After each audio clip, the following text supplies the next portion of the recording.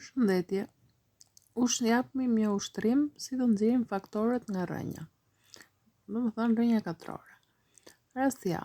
Rënja katrore e numrit 32 është e barabartë me rënja katrore të 16 herë 2, sepse rënja katrore e 16-ës ekziston.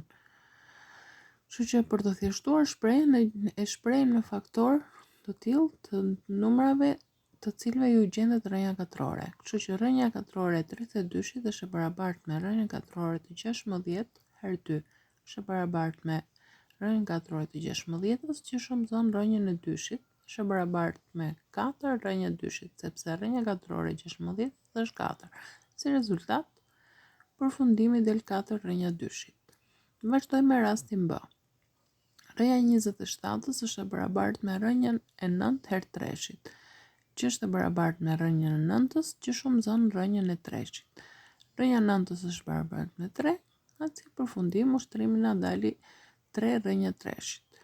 Kështu vazhdojmë dhe me rastin C dhe me rastin D. Faleminderit.